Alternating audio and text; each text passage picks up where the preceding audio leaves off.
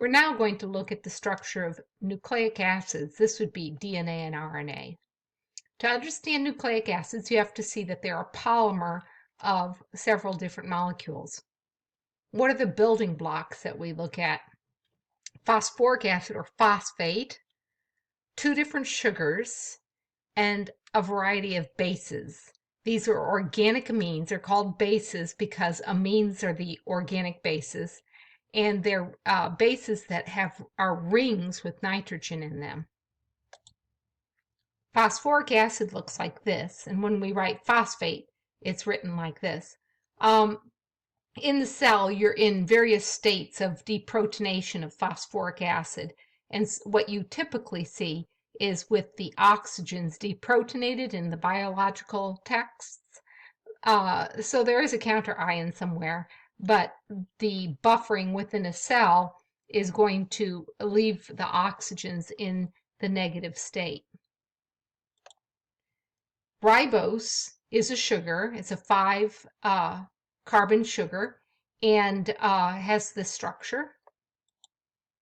Here is deoxyribose. It's just like ribose, but an oxygen has been removed from the number 1, 2 carbon.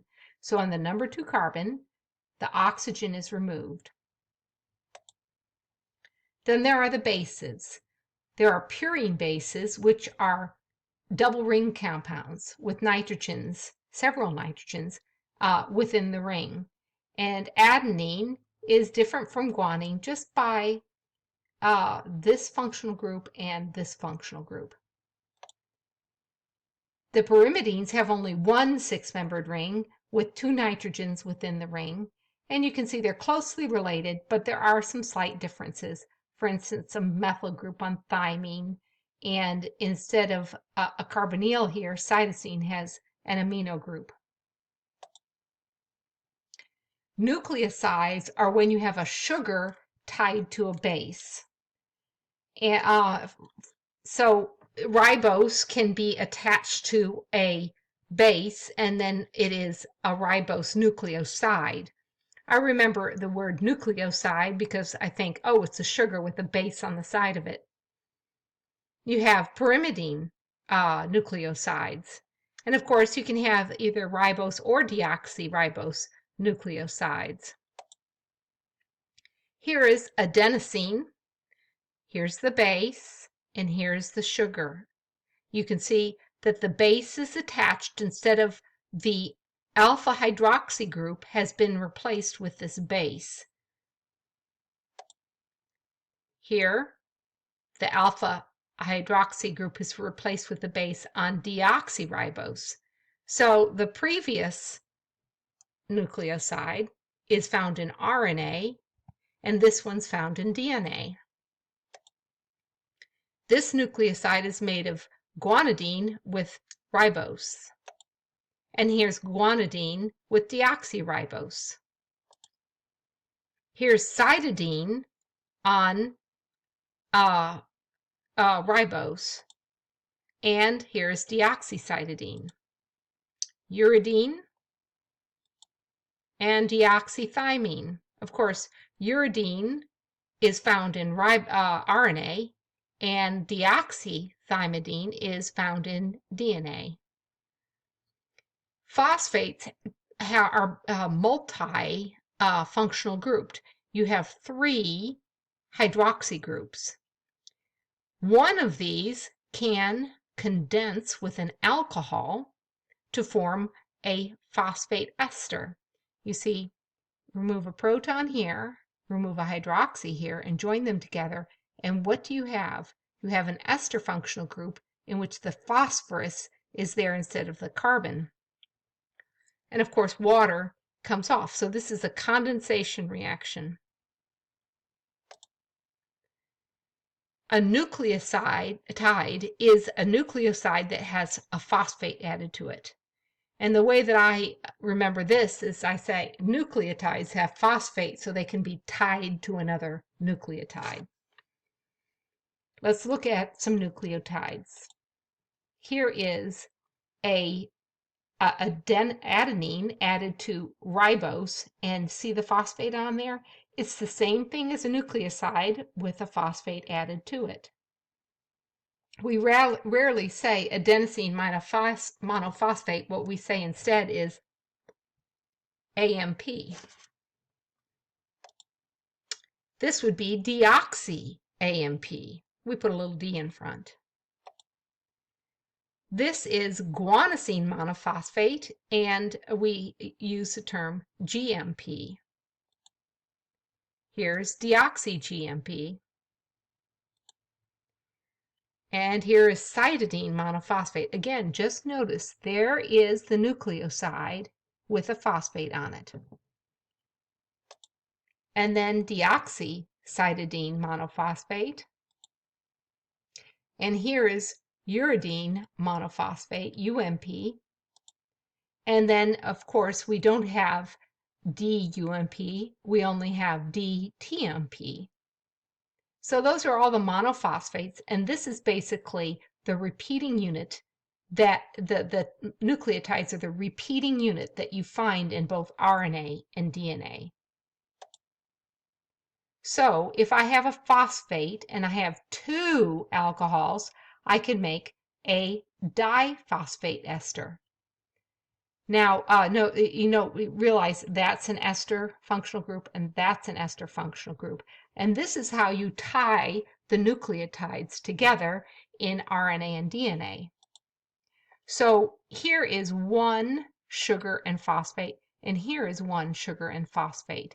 This is the backbone that you would find in DNA. And on these alcohol groups, you then have the bases put on.